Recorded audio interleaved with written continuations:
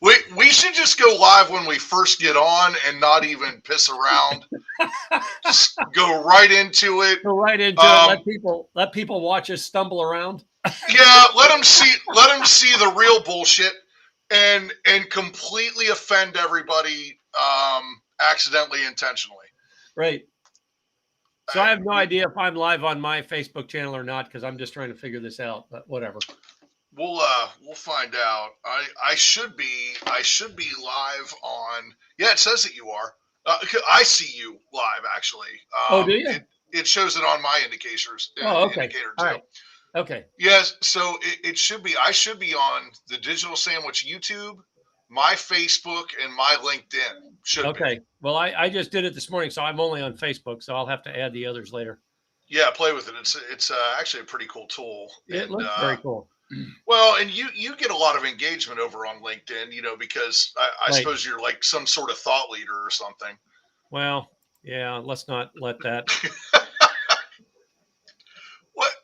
What's wrong with that, Ned? You have shit to say and people like to hear it.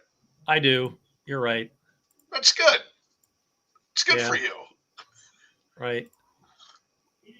Have I talked to you since, what did we do, New Year's Day? Yeah, we did New Year's Day. Yeah. Yeah. Did you have a good New Year's? I did. Had a very good New Year's. It was quiet. It was nice. It looks like I'm live. I'm learning this on the fly, dude. I just added LinkedIn. That's fantastic. Just hang out with Adam, and pretty soon you're, surfing with one foot on the board. Yeah, that's what we do. I think we did a whole entire podcast one time in about 2 days. Yeah. So we did. Yeah. So what's up your craw, man? You called me 15 minutes ago and said, let's go live. I got this thing about procrastination I want to talk about. Yeah, this could be life-changing. Okay. I heard this and I'm like, awesome, I'm not weird. Which we know is not true, but yeah. But this could be transformational for me. That's my new word. That might be my word in 2022. We'll talk about that in a minute. But so I'm listening to. I've given myself a challenge or a goal to do one book a week in 2022. I want to listen to a book a week. Okay.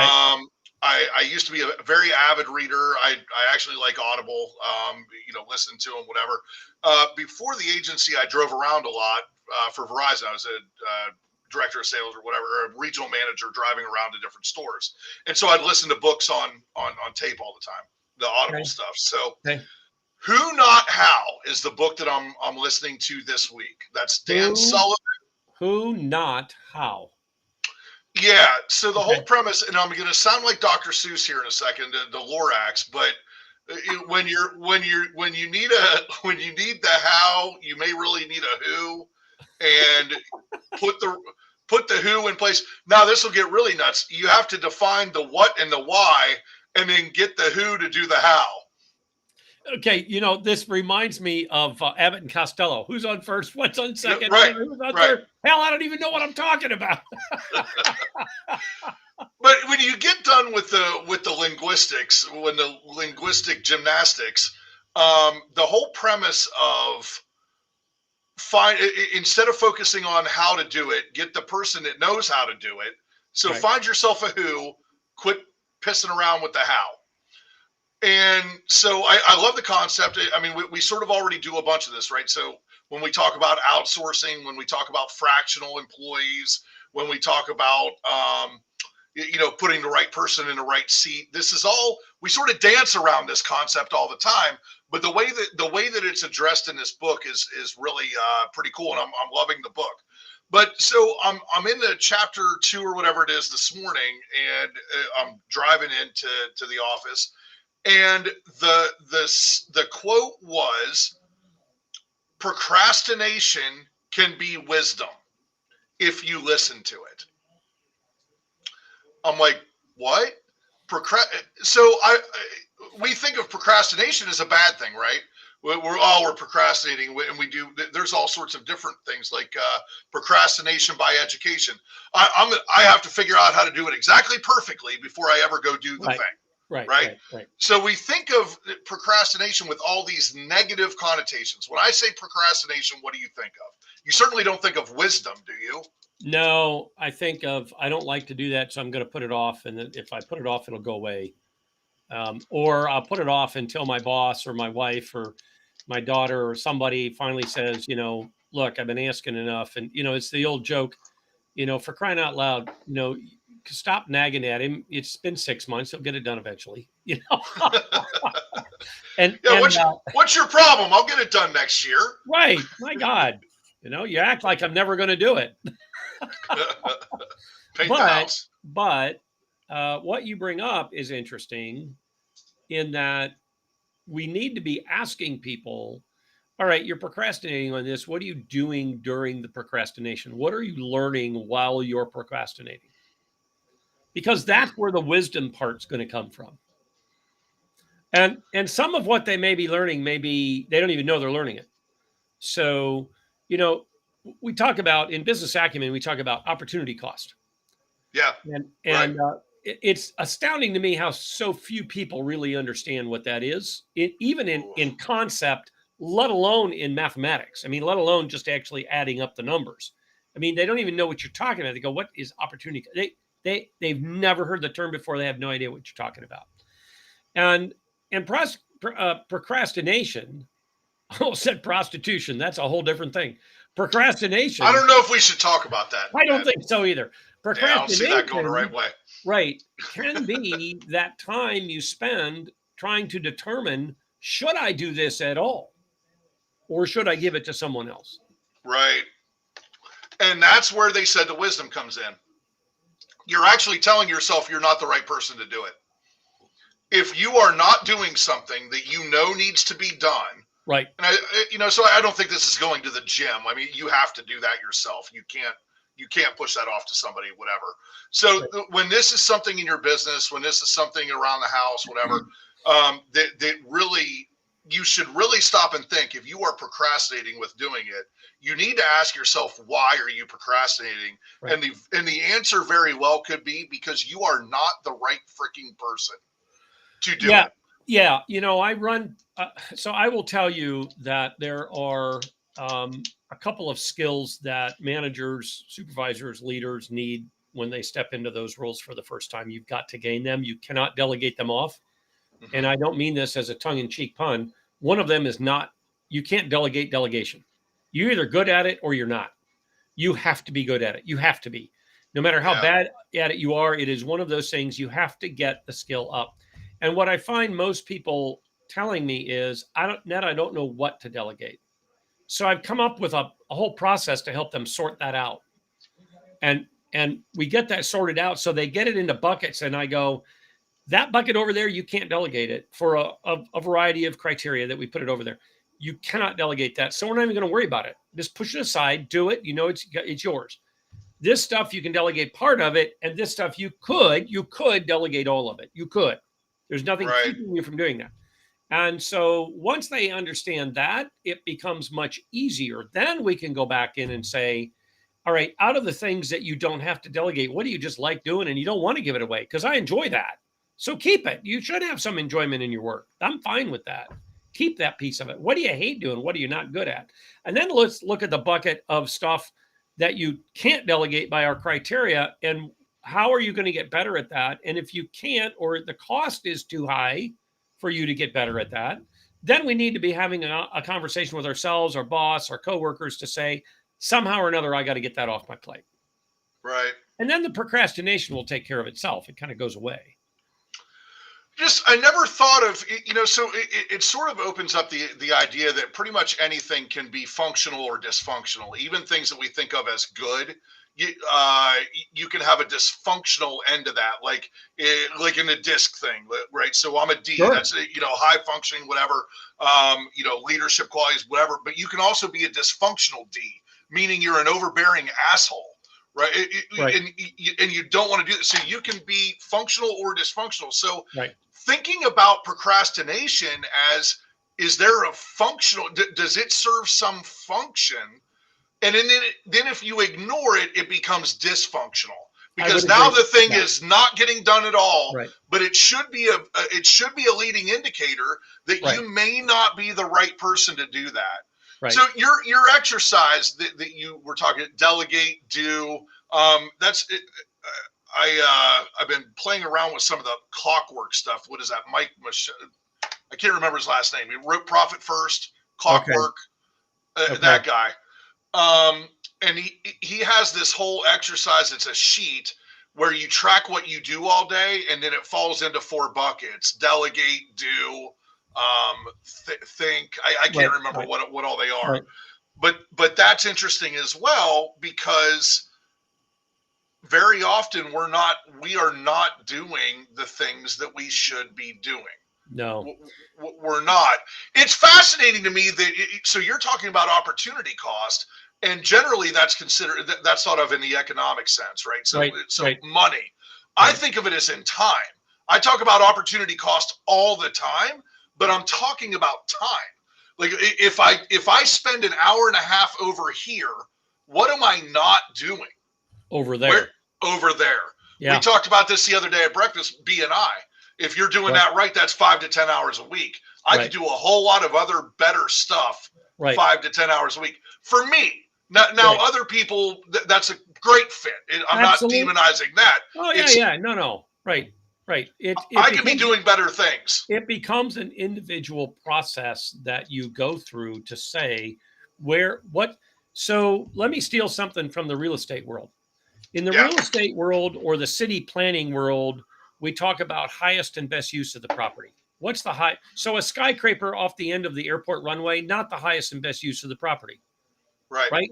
A golf course or a low profile building, a factory that doesn't care about noise, much better use of that property than a skyscraper or something that's noise sensitive. It's a runway, it's an airport, for crying out loud. So let's take that methodology and apply it to ourselves. What's the highest and best use of my time? Ask yourself that question. And this is where, Adam, I'd say that people need to get humility. This is where humility is not your friend. Because in order to do this properly, you have to be able to say, I'm really freaking good at that. I am probably one of the best people on the planet at that. That's what I need to be doing. If you're over humble, it becomes dysfunctional.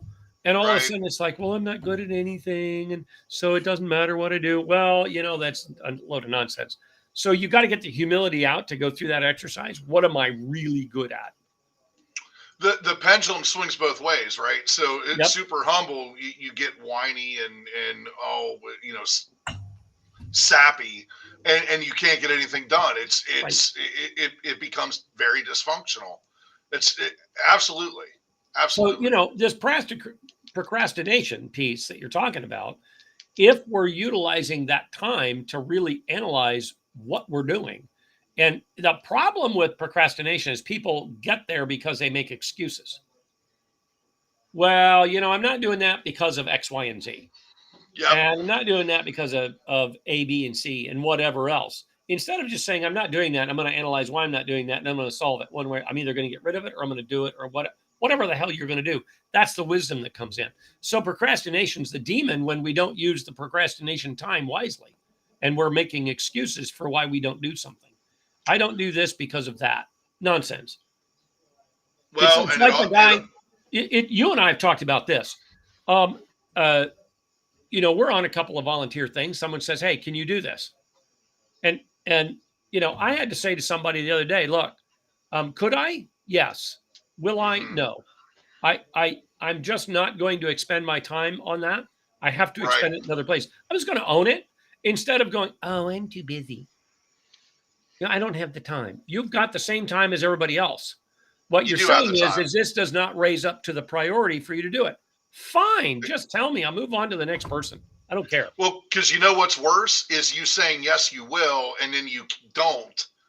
Or I do, and now I resent you and the board and the organization because I did it. And it was me that did it to me. It wasn't you. Yeah. I now resentment sucks. It sucks. I resent the charity because I've given them so much time.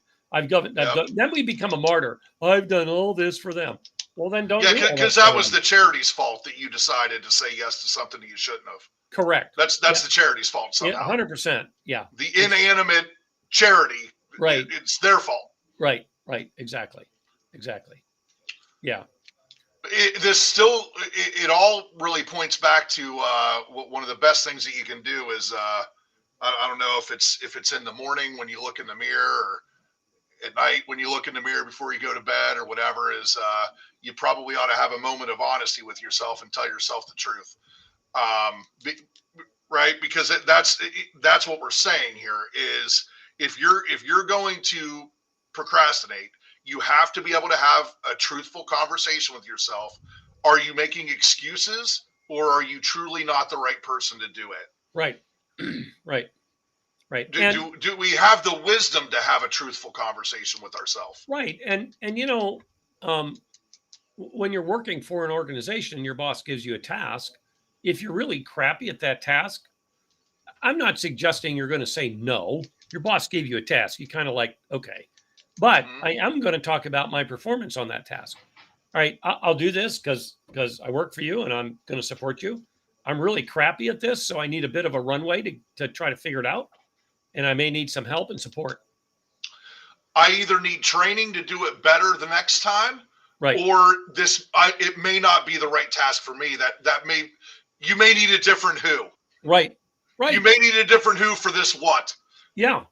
And sometimes the who part is, I mean, sometimes we drive that solely by numbers. It's like, so we built a customer service training program, and it was going to be all online, and none of us in the office had the bandwidth to not only we didn't know the software, we would have had to learn the software and then build it.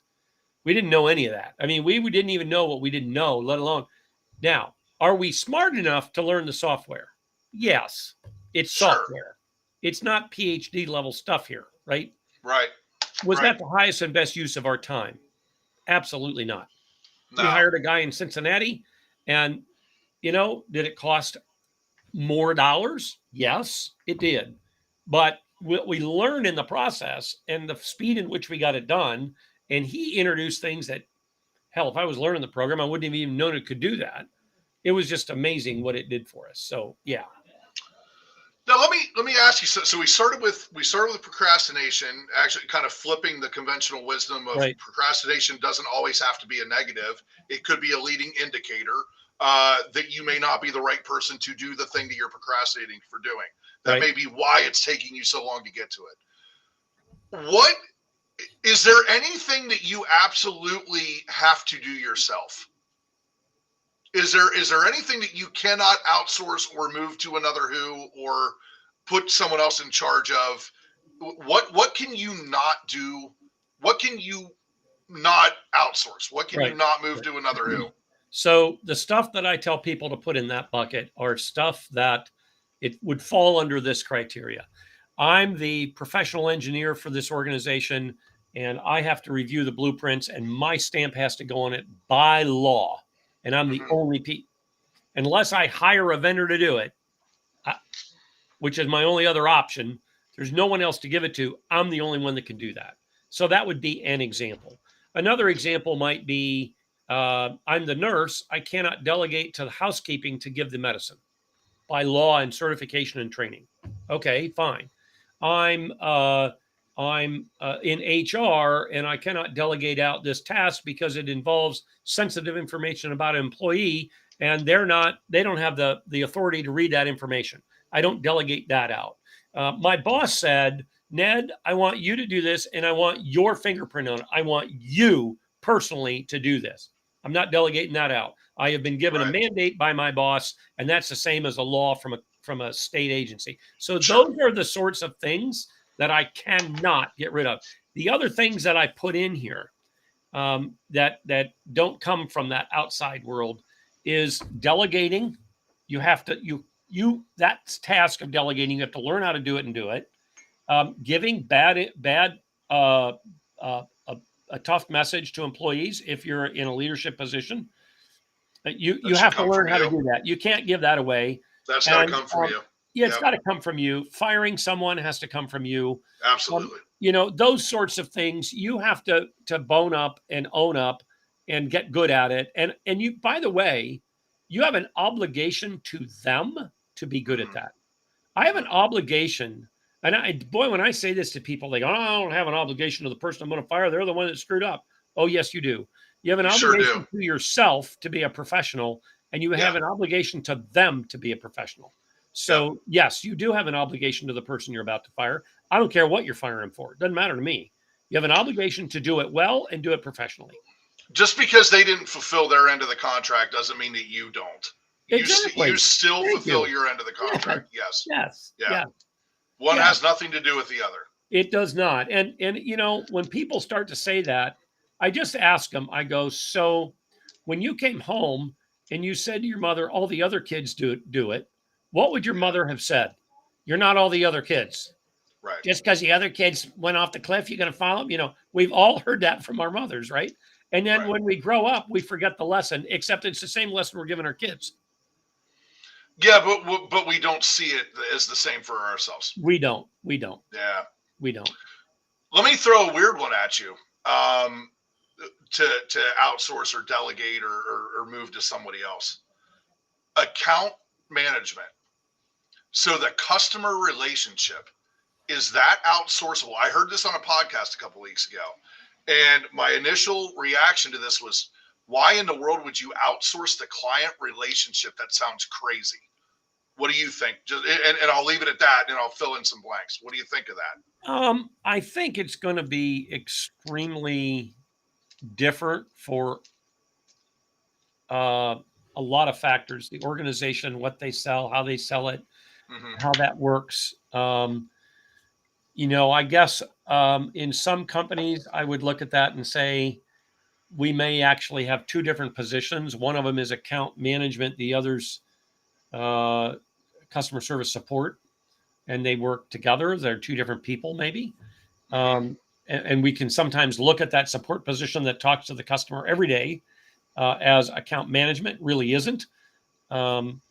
And then I look at the account manager and I go, okay, you're helping make the decisions, the higher level decisions for this account. So I guess that would be a moving target. Generally speaking, though, if I'm going to do business with you, I want a relationship with you. Whoever you happens to be and in whatever size the organization happens to be, right? Yeah. I mean, let's take a law firm of 50 attorneys, not massive, but not small. I think that the senior partner probably isn't going to be an account manager for every client. I may have, in fact, I have two attorneys, and I know both of them from their office. I don't know anybody else. I don't know another soul, and they're not the top dogs. I mean, they're partners, but they're not the managing partner. So they should be the account manager. They should be the one that connects with me. And then I think about another. So I think about the model of the financial planners. They, generally speaking, have somebody that works for them and it has high touch with their clients.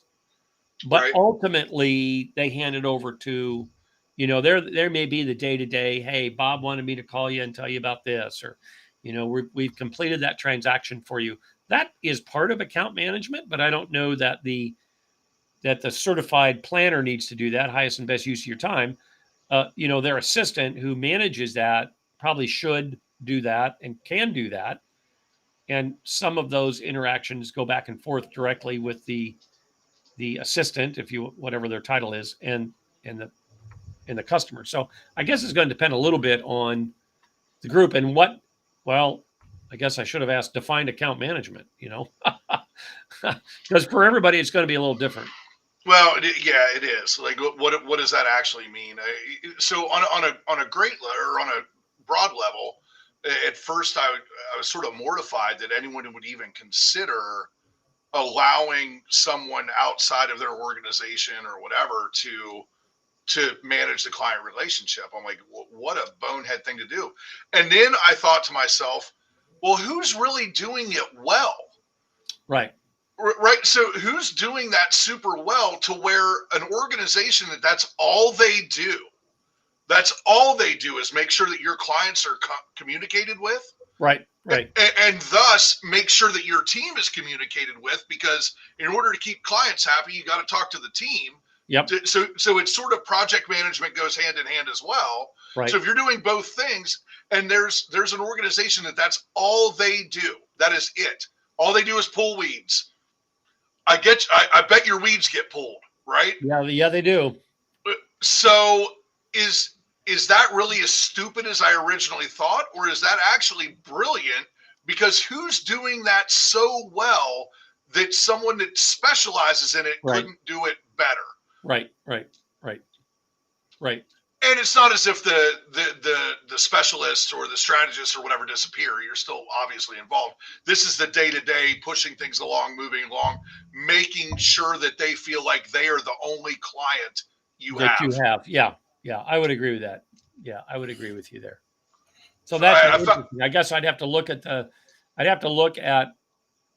amount of touches needed. I mean, there'd be a lot of decisions that would come into that. Well, how often is too many is too much touching too much? Well, it can be, depending upon, I mean, so if you're going to client manage me and you're in a car business, I'm not in my buying window's not open. I just bought the car 6 months ago. My buying window's slammed shut. I'm not looking for another car right now. So very possibly monitoring, okay, bought the car, on average, we start to touch the client after 2.5 years, 3 years, whatever that number is. That person starting to come back and saying, hey, is the buying window open for a car?